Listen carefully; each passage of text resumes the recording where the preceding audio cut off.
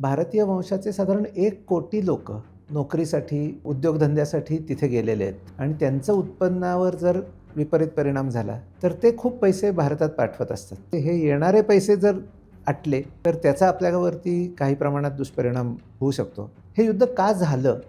असा पण थोडासा इथे विचार करायला हरकत नाही आणि इस्रायलच्या अस्तित्वावरच गदा येईल का? ही भीती 2008 मध्ये भारताचं परकीय इंधनावर जेवढी अवलंबित्व होतं, त्या मानाने आपल्या राष्ट्रीय उत्पन्नाच्या तुलनेत ते खूप कमी झालं आहे. म्हणजे 2008 पासून आपलं राष्ट्रीय उत्पन्न चौपट झालं आहे, पण कच्च्या तेलाची आयात ही फक्त दुप्पट झाली. जेव्हा एखादी गोष्ट स्वस्त झाली म्हणून मी घेतो, तेव्हा ती पुन्हा कधी महाग होईल मला सांगता येत नाही. तोपर्यंत थांबण्याची माझी तयारी पाहिजे. सोन्याच्या बद्दल आपण बोलूया. गेल्या वर्षात 70% वाढले. आज तुम्ही कोणालाही विचारा, तो म्हणतो की सोनं कधीच खाली जात नाही. तर ते बरोबर नाही आहे. चीनचं मार्केट गेल्या 17 वर्षापूर्वीचा जो भाव होता तो अजून नाही आलेला. चीनची आर्थिक प्रगती खूप मोठी झाली, पण चीनमधल्या स्टॉक मार्केटमध्ये गेलं 1.5 वर्ष सोडलं तर रिटर्न नाही आहे. हा विचार आला पाहिजे की मला नेहमीसाठी चालणारं ऑल सीझन अशी काही इन्व्हेस्टमेंट करता येईल का?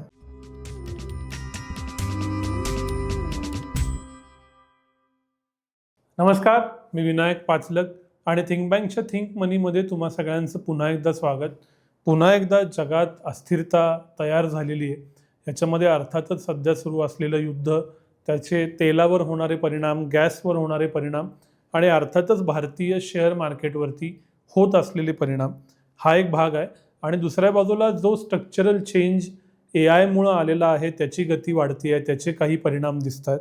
या सगळ्यामुळं आत्ता काय करायचं, आपल्या गुंतवणुकीचं काय होणार, मालमत्तेचं काय होणार, असे प्रश्न रोज पडतात. त्या संदर्भातच आजची चर्चा. आणि पुन्हा एकदा माझ्याबरोबर आहेत प्रख्यात गुंतवणूक तज्ज्ञ भरत फाटक सर. तर स्वागत आहे थिंक बँकवरती परत एकदा. जवळपास दर अस्थिरतेच्या वेळेला आपण बोलत आलो आहे आणि दरवेळेला असं वाटतं की ही शेवटची अस्थिरता असेल, पण ती अधिकाधिक इंटेन्सिटीनं वाढत जाती. सध्या नक्की चित्र काय आहे आणि तुमचं ॲनालिसिस काय सांगतो? अस्थिरता हा जगाचा स्थायी भाव आहे. म्हणजे आपण म्हणू की 1910च्या शतकात रशियन राज्यक्रांती झाली. मग पहिलं जागतिक महायुद्ध झालं. 1930च्या दशकामध्ये चीनमध्ये क्रांती झाली. दुसरं जागतिक महायुद्ध झालं.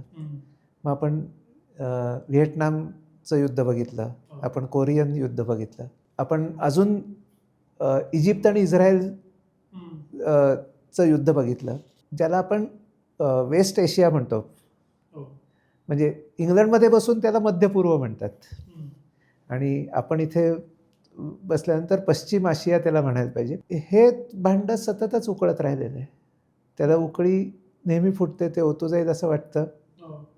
आणि गेली 60-70 वर्ष आपण ते बघतो की तिथे काही ना काही घटना घडत राहतात. तर त्यामुळे ही अपेक्षा आपण डोक्यात ठेवणं आवश्यक आहे. आपण 90च्या सुरुवातीला बघितलं तर कुवेतवरती इराकने ताबा घेतला आणि इराकचं युद्ध झालं. इराक आणि इराण यांचं युद्ध 10 वर्ष चाललं होतं. तर जे मागे जातं ना, तर ते आपल्याला विसर पडतो. आणि ह्या आठवड्यात काय झालं, या महिन्यात काय झालं, या वर्षात काय झालं, हे जास्त ठळकपणे आपल्या डोळ्यासमोर येतं. आणि बळी तो कान पिळी हा जगाचा नियम आहे. प्रत्येकजण सुपर पॉवर बनायचा प्रयत्न करत असतो. तर त्यामुळे मला वाटतं अस्थिरता हा स्थायी भाव आहे, असं थोडंसं आपण विचार करणं आवश्यक आहे. सतत कोणतरी कोणावर तरी कुरघोडी करायचा प्रयत्न करत असतं. विशेषतः गेल्या 50-60 वर्षामध्ये अमेरिकेचं प्राबल्य खूप वाढलं. 1960, 70, 80च्या दशकात अमेरिका, रशिया किंवा USSR होतं तेव्हा. हे दोन्ही तुल्यबळ होते आणि त्याच्यात त्यांची स्पर्धा होती. 90च्या दशकामध्ये रशियन साम्राज्य कोलमडलं. पूर्व जर्मनी, पश्चिम जर्मनी एकत्र झाले आणि अमेरिकेचं प्राबल्य खूप जास्त प्रमाणात आपल्याला वाढताना दिसलं. सो 2 सुपर पॉवरच्या ऐवजी एकच सुपर पॉवर दिसून आली. आणि असं जेव्हा होतं, जेव्हा तुमच्याकडे अनिर्बंध सत्ता येते, तेव्हा तुमचं कन्झम्पशन वाढू शकतं. तुम्ही स्वतःच्या चलनामध्ये पैसे कर्जाने घेत असल्यामुळे तुम्ही कितीही पैसे घेऊ शकता, असं त्याचं स्वरूप होतं. आणि हे एका बाजूला होत असताना हळूहळू दुसऱ्या एका महासत्तेचा उदय होत जाताना आपण बघितला, तो चीनचा. आणि त्याला खतपाणी अमेरिकेनेच घातलं हेही आपण विसरून चालणार नाही. तर ही जी सगळी घडामोड आहे त्यातलं आजचा या नाटकाचा पुढचा अंक आपण बघतोय असा ह्याचा विचार केला पाहिजे. हे जरी मान्य असलं मॅक्रो व्ह्यूमध्ये, तरी मायक्रोमध्ये असं दिसतं की जणू काही इंडस्ट्रियल लॉकडाऊन 2.0 झालं आहे असं लोक म्हणतात. इंडस्ट्री बंद पडली आहे कारण गॅस नाही. असं खूप जण म्हणायचे की $100 पर्यंत भारत टिकेल तेलाचा प्रति बॅरल दर गेल्यावर, तो वाढला आहे. मग महागाई परत येणार का? आणि मग याची एक नाही म्हटलं तरी भीती आहे. तर ह्याच्याकडे कसं बघायचं? तर गेली 5-6 वर्ष आपण जर बघितलं ना तर बाकी सगळ्या गोष्टींचे भाव वाढले पण कच्च्या तेलाचे भाव स्थिर राहिले.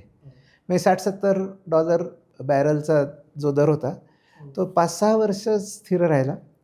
आपल्यापैकी काही जणांना हे आठवत असेल की जेव्हा कोविडची सुरुवात झाली कच्च्या तेलाचा भाव उणे झाला होता.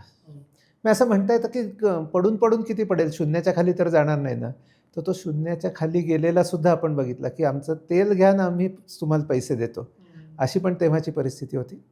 तर ह्या कच्च्या तेलाच्या किमती खूप दिवस स्थिर राहिलेल्या, पण इतर गोष्टींचे भाव वाढत गेले. त्यामुळे काही प्रमाणात त्याचं एक ॲडजस्टमेंट होणं साहजिक आहे. त्याच्यावरचं अवलंबित्व कमी होत चाललं आहे का? म्हणजे नॉन कन्व्हेन्शनल एनर्जीमध्ये विशेषतः सोलर, भारतामध्ये आता आपण म्हणतो की 30 गिगावॉट्स एवढी सोलर एनर्जी आम्ही करू. चीननी ह्याच्या अनेक पटीत सोलर एनर्जीमध्ये गुंतवणूक केली आहे.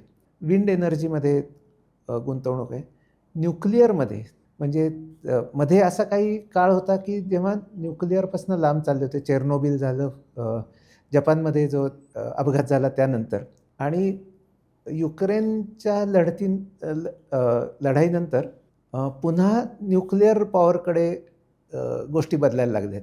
एक तर खरं आहे की ऊर्जा ही तर पाहिजेच, आणि जी ऊर्जा स्वस्त मिळेल तिच्याकडे ओढा राहील. ऊर्जा महाग झाली तर नवीन इनोव्हेशन इतर ऊर्जेच्या बाबतीत व्हायला लागतं. तर हे स्थिर असलेले भाव आज एका तांत्रिक कारणामुळे की त्याचा पुरवठा हा कुंठित झालेला आहे. त्या इराणच्या जवळचा जो होर्मुझची सामुद्रधुनी आहे तिथनं जगातला 20% दळणवळण ऊर्जेचं त्यातनं होतं.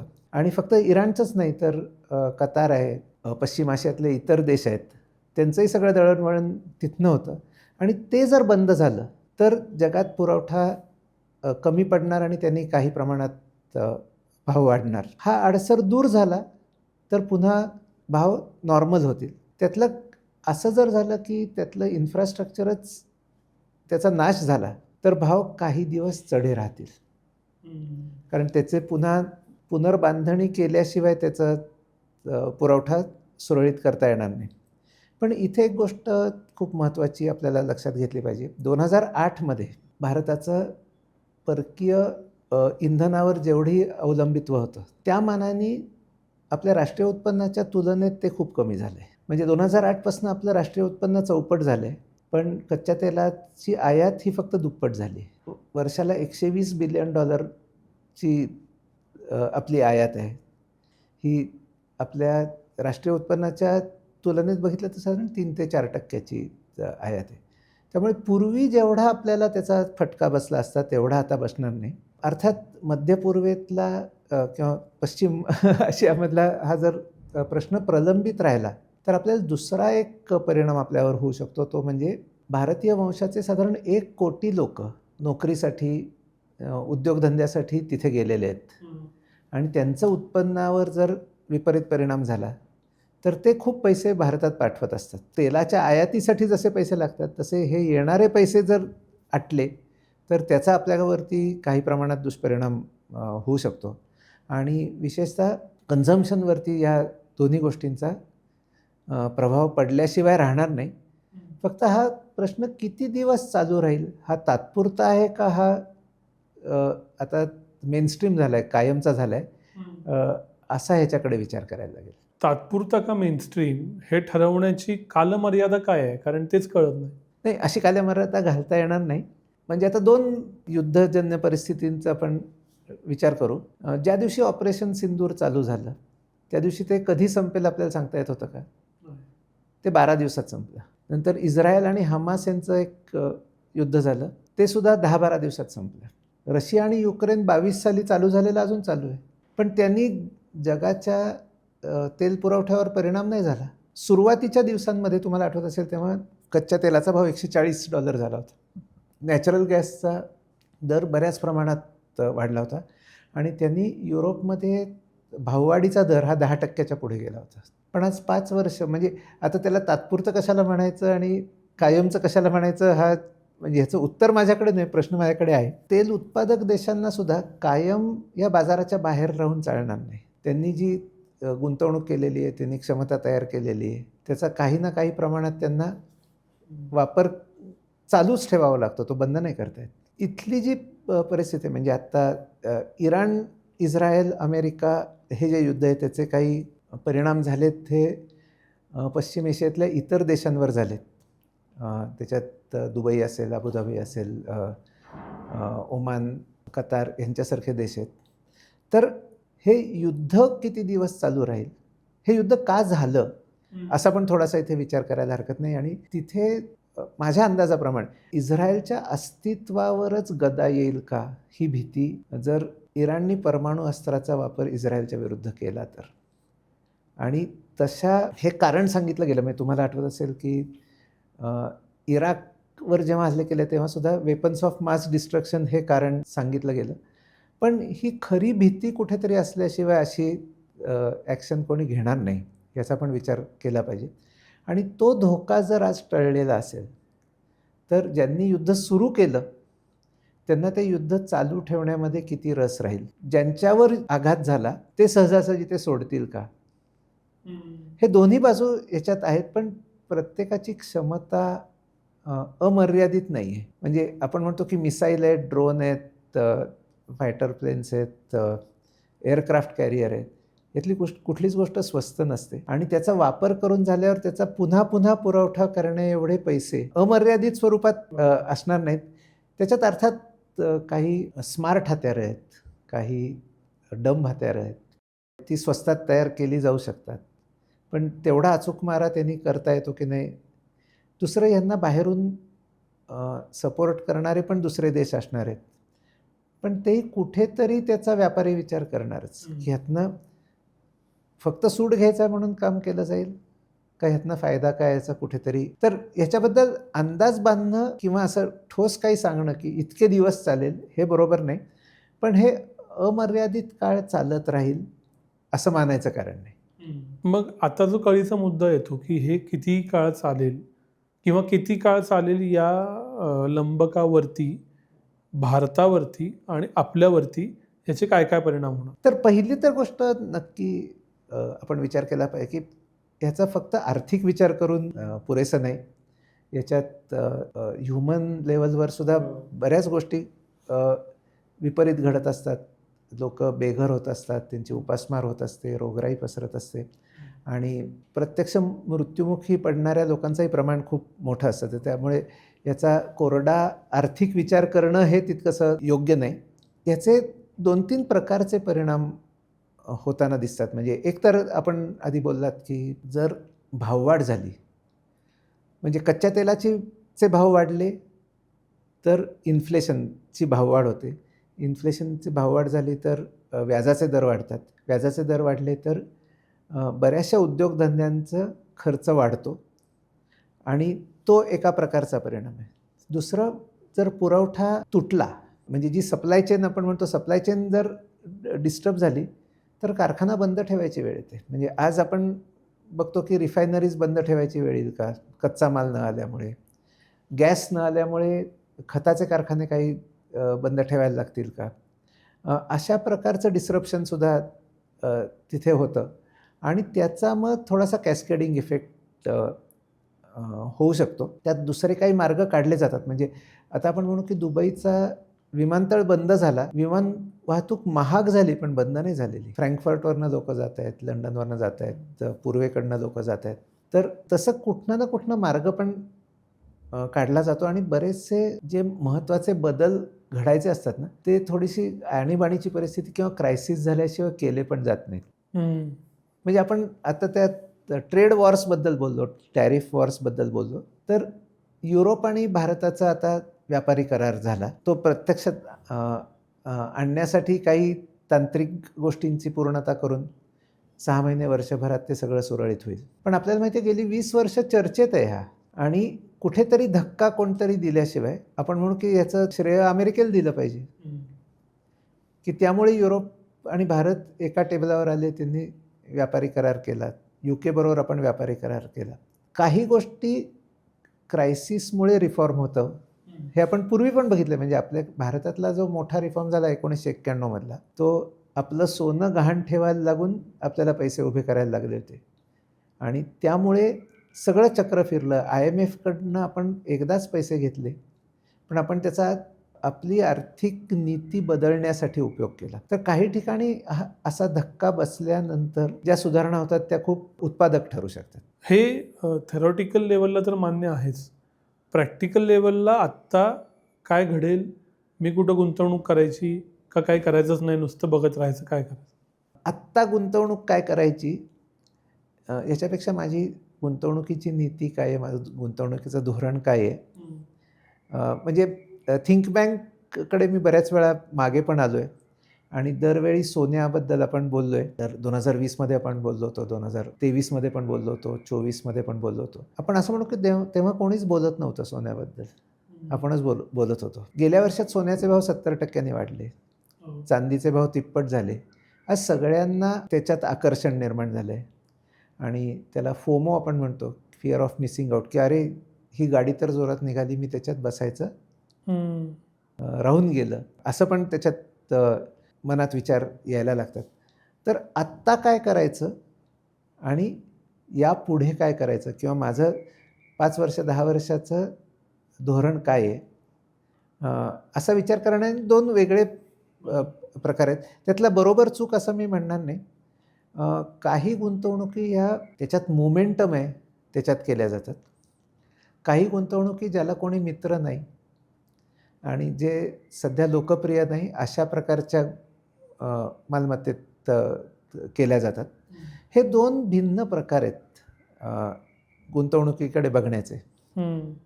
त्यातल्या एका प्रकाराने मी गेलो, समजा मी मोमेंटमच्या पद्धतीने माझी गुंतवणूक करत असेल, तर तिथे मला स्टॉप लॉस लावून त्यातनं बाहेर पडण्याचं पण धैर्य पाहिजे, आणि तो निर्णय मला अंमलबजावणी त्याची करता आली पाहिजे. जेव्हा एखादी गोष्ट स्वस्त झाली म्हणून मी घेतो, तेव्हा ती पुन्हा कधी महाग होईल मला सांगता येत नाही, तोपर्यंत थांबण्याची माझी तयारी पाहिजे. तर आत्ता काय करायचं ह्याच्यासाठी मी कुठली हॅट घातली आहे असा विचार इथे करणं आवश्यक आहे, आणि त्याला अनुसरून माझा जो स्वभाव धर्म आहे त्याला अनुसरून माझं आचरण जर मी करू शकलो तर त्याचा उपयोग आहे. तर त्यामुळे याचं उत्तर वेगवेगळ्या लोकांसाठी वेगवेगळं असेल, पण जो दोन्ही करायला जातो ना तो अडचणीत येणार आहे. बरं. की जेव्हा मोमेंटम असतं तेव्हा भाव महाग असतात, जेव्हा भाव स्वस्त असतात तेव्हा मोमेंटम नसतो. तर मी काही गोष्टी मोमेंटम आहे म्हणून करतोय, काही गोष्टी स्वस्त आहेत म्हणून करतोय, तिथे माझा मनाचा गोंधळ होणार आहे. तर त्यातला कुठला रस्ता पकडायचा हे प्रत्येकाने ठरवायचं आहे. आत्ता कोणीतरी असं म्हणेल की आत्ता युद्धजन्य परिस्थिती आहे, तर डिफेन्सच्या शेअर्समध्ये मी इन्व्हेस्ट करीन, कारण त्यांची तर मागणी वाढणारच आहे. दुसरा एखादा म्हणेल की आत्ता ज्यांच्यावर अडचणी आहेत पण कंपनी चांगली आहे तिथे मी इन्व्हेस्ट करीन. तर ह्या दोन्हीमध्ये एकत्र त्याची बांधणी नाही करता येणार. ओके. मला रस्ता माझा निवडावा लागेल आणि त्याची पथ्य काय हे समजून घ्यायला लागेल. आता आपण असं म्हणू की जो व्हॅल्युएशनच्या पद्धतीने जातोय, त्यांनी एखादी गोष्ट घेतली ती अजून स्वस्त झाली तर त्यांनी अजून घ्यायला पाहिजे, म्हणजे त्यांनी ॲव्हरेजिंग केलं पाहिजे. जो मोमेंटमच्या पद्धतीने जातोय त्यांनी ॲव्हरेजिंग करून नाही चालणार, त्यांनी स्टॉप लॉस वापरला पाहिजे. कारण जोपर्यंत ती गाडी जोरात जाते तोपर्यंतच माल त्याच्यात बसायचं आहे. दुसरा माणूस म्हणतो की ही गाडी यार्डात आहे, ती उद्या नक्की निघणार आहे, मी आज तिथे जातो, पेपर पसरतो आणि झोपून जातो त्याच्यावर. तिसरा माणूस म्हणेल की मी या गाड्या ज्या आहेत त्या शोधून ठेवल्यात, ही गाडी उद्या निघणार आहे, ही गाडी ती निघेल त्याचा अंदाज घेऊन मी त्याच्यात बसणार आहे. सो तिथे तो व्हॅल्युएशन पण बघतोय, मोमेंटम पण बघतोय. आपण असं गृहीत धरलं म्हणण्यापेक्षा आपण असं पाहिलं की गेल्या 6 वर्षात अस्थिरता हा स्थायी भाव आहे जे आपण बोललो. तर अशा अस्थिरतेच्या काळात ज्यांनी कदाचित आपल्या पूर्वीच्या मुलाखती बघितलेल्या नाहीत, त्यांनी स्वतःच्या गुंतवणुकीचं स्ट्रक्चर कसं उभं करावं, ॲझ्युमिंग अस्थिरता ॲज अ कॉन्स्टंट? सो तिथे 2 महत्त्वाचे घटक आहेत. एक घटक असा आहे की मला पुढच्या 3, 4, 5 वर्षामध्ये मला काय काय पैसे लागणार आहेत. हे पैसे मी जर ॲप्रिशिएटिंग ॲसेट्समध्ये घालणार असेल आणि मला पैसे लागतील तेव्हा मला त्याची लिक्विडिटी उपलब्ध नसेल तर मी अडचणीत येईन. त्यामुळे माझा 3 वर्षाचा 5 वर्षाचा खर्च हा मला सेफ लिक्विड अशा डेट इन्स्ट्रुमेंट्समध्ये असणं आवश्यक आहे. म्हणजे तिथे बँक एफ डी हा सगळ्यांचा आवडता पर्याय आहे, पण त्या व्यतिरिक्तसुद्धा डेट फंड्स आहेत, इक्विटी अँड आर्बिट्राज फंड्स आहेत, कॉन्झर्वेटिव्ह हायब्रिड फंड्स आहेत, की मला लागले तर लिक्विडिटी आणि मार्केट खाली गेलं तरी हा मोठ्या प्रमाणात खाली न जाणारा एक भाग. मी म्हणेन हा आपल्या गुंतवणुकीचा पाया आहे. तो पाया असल्यामुळे मी उरलेल्या गुंतवणुकी या जास्त दीर्घ मुदतीच्या करायचा विचार करू शकतो. त्याच्यामध्ये रिअल इस्टेट असेल, सोनं असेल किंवा स्टॉक मार्केट रिलेटेड शेअर्स घेणं असेल, शेअर्सच्या ऐवजी म्युच्युअल फंड्स घेणं असेल.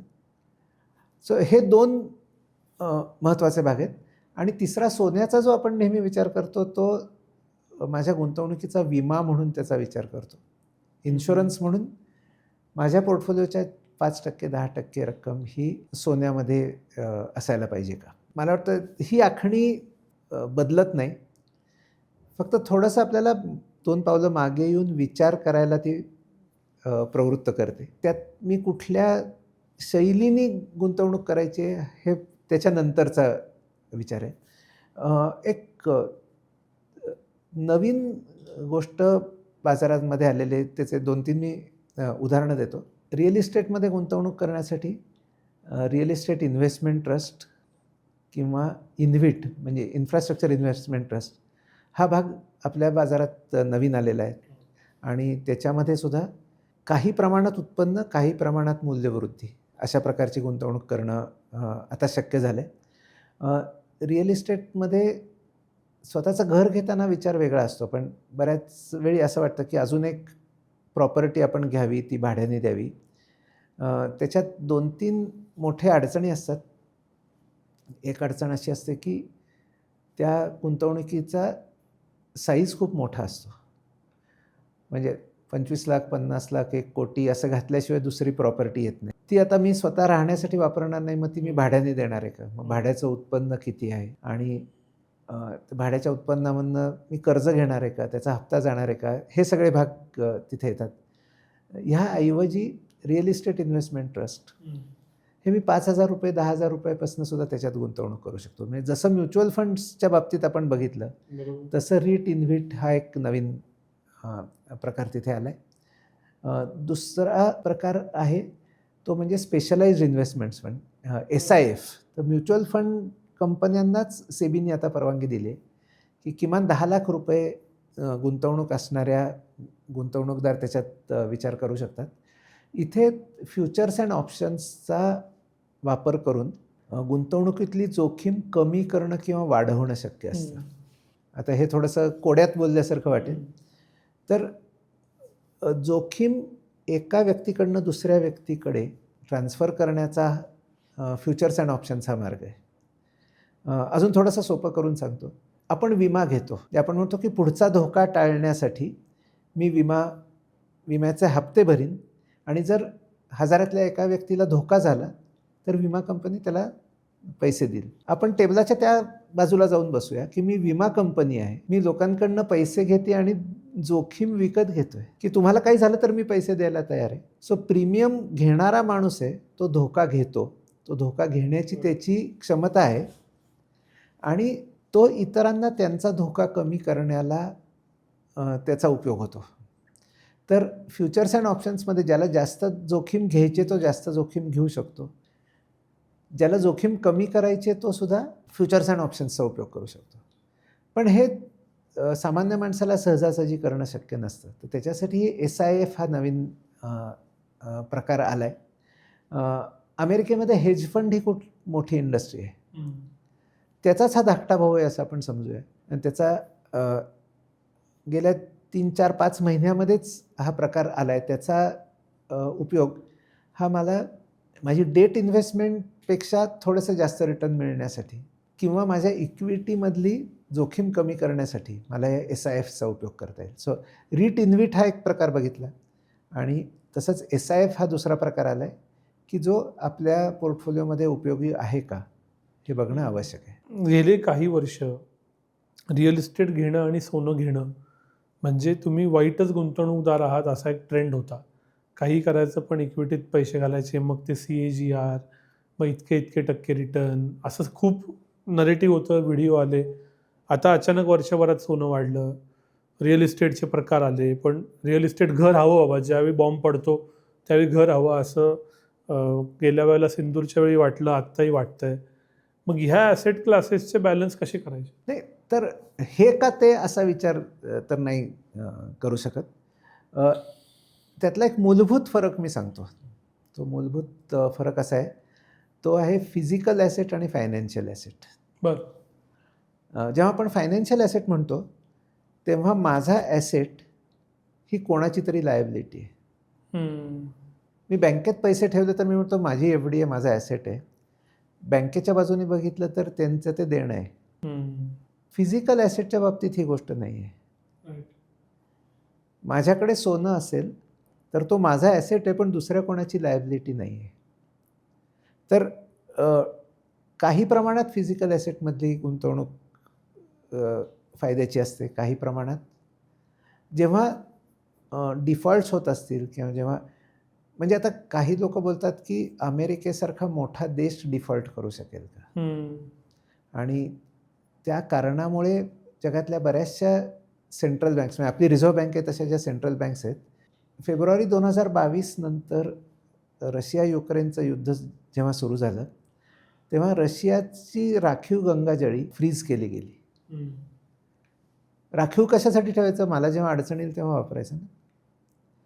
तर ती जर फ्रीज झाली तर तिथे ठेवून उपयोग नाही, पुढच्याला ठेच मागचा शहाणा. इतर सेंट्रल बँकांनी हा विचार करायला सुरुवात केली की अरे आपण डॉलरचे बॉन्ड घेतो कारण आपल्याला अडीअडचणीला ते पैसे लागतील. तेव्हा जर त्यांनी गोठवले तर काय करायचं. आणि तेव्हापासून सोन्यामधली खरेदी वाढत चालली सेंट्रल बँकांची. म्हणजे आपण सामान्य माणसं दागिने करण्यासाठी सोनं घेतोय त्यांनी ते वाढलेलं नाही, पण रिझर्व्ह बँक ऑफ इंडियानी 70 टन सोनं गेली 3 वर्ष घेतले. चीननी 1500 टनच्या वरती सोनं विकत घेतलेलं. फिजिकल ॲसेट्सचा विचार तिथे अशा प्रकारे केला जातो की डॉलर हे कागदी चलन आहे, त्यांनी डिफॉल्ट केलं तर काय करायचं. बऱ्याच वेळा हे अतिशयोक्त विचार वाटतात, पण ते काही प्रमाणात व्यवहार्य पण विचार आहेत. म्हणजे इतकं झूम आऊट करून आपण बघितल्यानंतर कळतं की फिजिकल ॲसेट्सला पण स्थान आहे. राईट. आणि पण एकच प्रकारचं मी सगळी गुंतवणूक करून टाकून पण फायदा नाही. एक मी फॉर्म्युला तयार केला की हे सगळं उपयोगाचं नाही, फक्त अमुक एक गोष्टच उपयोगाची आहे, तर जग बदलत राहतं. एक गोष्ट खूप महाग झाली तर लोक त्यातनं बाहेर पडतात. एक साधं उदाहरण घेऊ आपण. जुलै, ऑगस्ट, सप्टेंबर 2024पर्यंत भारतीय शेअर बाजार खूप चांगला चालला होता. तेव्हा लोक म्हणायचे की भारतात ग्रोथ आहे, भारतात डेमोक्रेसी आहे, त्यामुळे सगळे परकीय वित्तसंस्था भारतात पैसे घालतील. काही वित्तसंस्थांनी हा विचार केला की चीनचं जो शेअर बाजार आहे तो इतका स्वस्त झाला आहे. भारताचा PE रेशो 21, 22, 23चा होता, चीनचा 6-7चा होता. बरं. आणि जुलै 2024पासून परकीय वित्तसंस्थांनी चीनमध्ये गुंतवणूक करायला सुरुवात केली. जर कोणी त्याच्या आधीच्या 10 वर्षाचे रिटर्न बघितले असते तर ते अगदीच कमी तुटपुंजे रिटर्न्स होते. पण जेव्हा एखादं ॲसेट इतका स्वस्त होतो तेव्हा पैसे इकडनं इकडे जातात. तर त्यामुळे कुठलाही ॲसेट राईट ऑफ करून बरोबर नाही आणि कुठलाही ॲसेट हा कायम वरच जाईल. म्हणजे आता सोन्याच्या बद्दल आपण बोलूया. गेल्या वर्षात 70% वाढले. $5,000 आहे. आज तुम्ही कोणालाही विचारा, तो म्हणतो की सोनं कधीच खाली जात नाही. तर ते बरोबर नाही आहे. बरं. म्हणजे सोन्याचं जर आपण आलेख बघितला गेल्या 40-50 वर्षाचा, 71 साली सोनं $35 एका औंसाला त्याची किंमत होती. ती 82-84 सालापर्यंत $850 पर्यंत गेली. $35चं $850. पुढचा भाग धक्कादायक आहे. 84 ते 2003 $850वरून $250 आली. सोन्याचे भाव नेहमीच वर जाणार म्हणणाऱ्या लोकांना त्या मधल्या 15-20 वर्षाचा विसर पडतो. आता $250चं $5000 पुन्हा 20 पट झाली. कायम वरच जात राहिलं तर कुठलंही झाड वाढून वाढून आकाशापर्यंत नाही पोचू शकत. त्याला कुठेतरी नैसर्गिक मर्यादा येणार आहेत. तर नजीकच्या काळात जे झालंय ते एक्स्ट्रापोलेट करून पुढची थिअरी काढणं थोडंसं चुकीचं आहे असं आपण मानूया. आणि जो लोकप्रिय नाही ती गोष्ट मी घ्यायला गेलो तर ती अजून खाली जाणार आहे का, अजून खाली जाणार आहे का अशी भीती वाटते. चीनचं मार्केट गेल्या 17 वर्षापूर्वीचा जो भाव होता तो अजून नाही आलेला. हां, म्हणजे चीनची आर्थिक प्रगती खूप मोठी झाली, पण चीनमधल्या स्टॉक मार्केटमध्ये गेलं 1.5 वर्ष सोडलं तर रिटर्न नाही. काही प्रमाणात हे बॅलन्सिंग करायला लागणार. आणि एक थिअरी करून टाकली ती कायम चिकटवली, कटपेस्ट नाही चालणार असं वाटतं मला. थोडं डोळसपणा तिथे लागणार आहे आणि थोडं आपली शैली काय आणि त्याचं पथ्य काय हा विचार करणं आवश्यक आहे. पण हे सगळं प्रत्यक्षात करायला एवढं सोपं नाही आहे की ह्याचाही विचार करा त्याचाही विचार करा. मोमेंटमपेक्षा हवा असती की मार्केट जोरात चालतंय, मार्केट चालत नाही आहे. अशा वेळेला अगेन्स्ट द मास विचार करायचा कसा? काही काही खूप सोप्या गोष्टी आहेत ना, म्हणजे आपण त्या अवघड करतो. म्हणजे म्युच्युअल फंडच्या काही योजना आहेत balance advantage fund. Balance advantage fund equity आणि डेटचं प्रपोर्शन चेंज करून जे व्हॅल्युएशन ज्याचं ॲट्रॅक्टिव्ह आहे तिकडे त्याचा रोख वाढवतं. आणि दुसरे प्रकारचा फंड आहे म्हणजे multi asset fund. Multi asset फंडमध्ये equity, debt, precious metals, REIT InvIT हे सगळे त्याच्यात आहेत. आणि त्याच्यातसुद्धा त्यांची शैली काही प्रोसायक्लिकल फंड्स आहेत की जे मोमेंटमप्रमाणे चालणार आहेत. काही फंड्स हे काउंटर सायक्लिकल आहेत की ते आउट ऑफ फेवर असणाऱ्या गोष्टी घेणार आहेत. तर अशासारखे फंड्स निवडले तर रोज काहीतरी निर्णय करायची वेळ येत नाही. एकतर पूर्ण वेळ हे करणाऱ्या माणसांना सुद्धा बरीच कोडी आज पडू शकतात. अच्छा. तर मी फावल्या वेळात करीन आणि ते माझं गुंतवणूक यशस्वी कोणाच्या मदतीशिवाय करता येईल. हे गेल्या 4-5 वर्षात त्याचं प्रमाण खूप वाढलं कारण शेअर बाजारामध्ये भरती होती. गेले 12-18 महिने थोडंसं ओहटीचा आपण अनुभव घेतला आहे. आणि त्याच्यात हा विचार आला पाहिजे की मला नेहमीसाठी चालणारं ऑल सीझन अशी काही इन्व्हेस्टमेंट करता येईल का. आणि तिथे aggressive hybrid, conservative hybrid funds हे नक्की उपयोग त्याचा करता येईल. तुमच्या पोर्टफोलिओमधला खूप महत्त्वाचा भाग असू शकेल. कुणाचं लक्ष नाही त्यावेळी जो घेतो तो जास्त फायदा कमवतो असं म्हणतात. मग आत्ता भारतीय मार्केट, इक्विटी मार्केट असं आहे का की जिथं तसं लक्ष नाही त्यामुळे तिथं इन्व्हेस्ट करा. आणि भारतीय इक्विटी मार्केटमध्ये आत्ता रिटेल इन्व्हेस्टरला इन्व्हेस्ट करायचं असेल तर त्यानं काय विचार करावा? आपण म्हटलं गेल्या 18 महिन्यात तर रिटर्न नाही आलेलं हे नक्की आहे. म्हणजे आपण म्हणू की आमचा प्राईस अर्निंग रेशो 21-22 होता, चीनचा 6-7 होता. तर चीनचा वाढून 16 झाला आहे, आमचा घटून 20च्या आत आला आहे. तर अशा वेळी आपण जगातले इतर सगळे बाजार जर बघितलेत ना गेल्या 18 महिन्यामध्ये, म्हणजे अमेरिकनच नाही पण युरोपियन बघा, जॅपनीज बघा, कोरियन बघा, चायनीज बघा, हे सगळे वाढलेत आणि आपला बाजार थोडासा मागे राहिलेला आहे. जे लोकप्रिय नाही त्याच्यात आपली आज गणना होते. आणि त्याच्यात IT च्या शेअर्समध्ये जी थोडीशी भीती आज निर्माण झाली. म्हणजे AI हा एक मोठा बदल जगात घडतोय. भारतातल्या IT कंपन्यांचा सर्व्हिसेसची निर्यात ही त्यांनी कमी होईल का ही भीती आज उत्पन्न झाली. त्याचा परिणाम इतर पण बऱ्याच क्षेत्रांवर होऊ शकेल ही पण भीती आहे. पण त्याच्याचबरोबर मला असं दिसतं की सॉफ्टवेअरकडनं इंडस्ट्रीयल प्रोडक्शनकडे वाटचाल होऊ शकेल आणि तिथे आपल्याला खूप जास्त वाव मिळण्याची शक्यता आहे. म्हणजे एक गमतीने म्हणायचं तर मेकॅनिकल इंजिनियर जाऊन कोडिंग करत होता, त्याच्याऐवजी तो आज शॉप फ्लोअरवर परत जाईल का? असा विचार करायला हरकत नाही. आणि तिथे जर बघितलं ना तर आपण अमेरिकेचं घटकाभर बाजूला ठेवू, पण युरोपमध्ये एवढ्या कंपनीज आहेत मॅन्युफॅक्चरिंगमधल्या. युरोपमधले वेजेस तासाला 35 युरो, आठवड्याला 33 तासच काम करायचं आहे. लोकसंख्येचं वय वाढलेलं आहे, काही प्रमाणात पोटं भरलेली आहेत.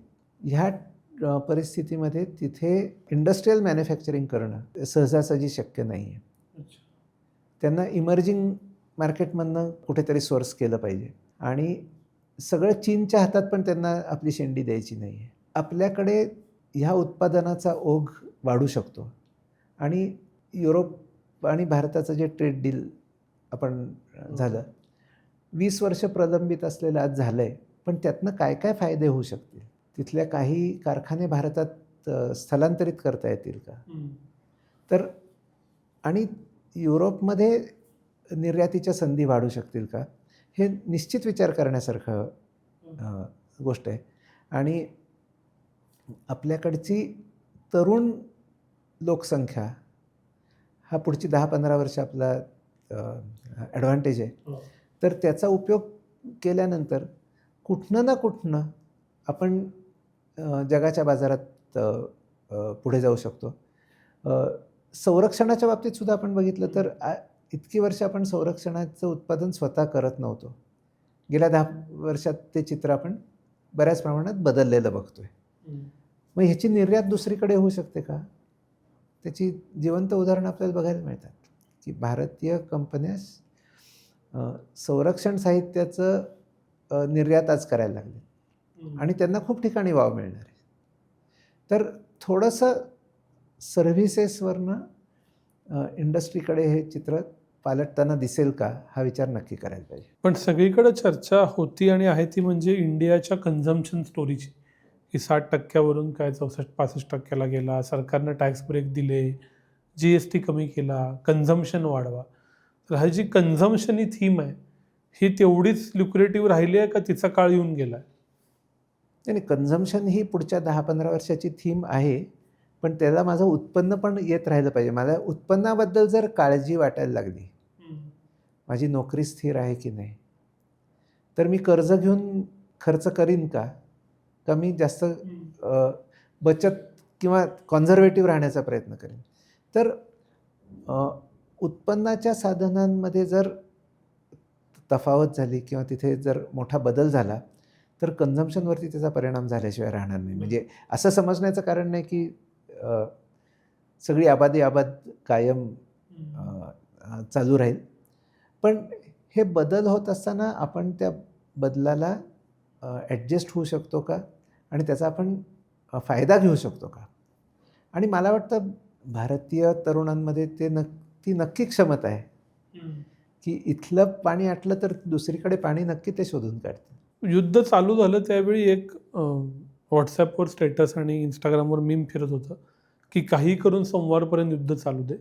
याचं कारण आजकाल रिटेल इन्व्हेस्टर्सचा ट्रेंड असा असतो की सोमवारी मार्केट पडेल आणि प्रत्येक डीपला काहीतरी बाय करायचं. आणि आजही म्हणजे कालही, आज आपण मंगळवारी शूट करतोय, सोमवारी खूप मार्केट आधी पडलं 3-1 हजार.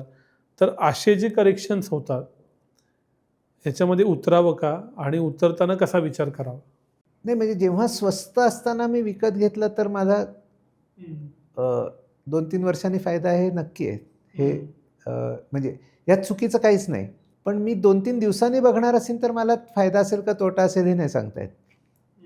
तर मी गुंतवणूक करतोय का आणि ती थोडी जास्त मुदतीची गुंतवणूक करण्याची माझी आर्थिक क्षमता आहे का आणि माझी मानसिक तयारी आहे का? म्हणजे पुढच्या सोमवारी अजून खाली असलं तर काय करणार हे ह्या सोमवारी घेण्याआधी फक्त विचार करूया. कारण ते म्हणतात की बॉटम कधीच कुणाला कळत नाही, मग असा विचार करावा, तसा विचार करावा, अशा थेरीज काम होतात का?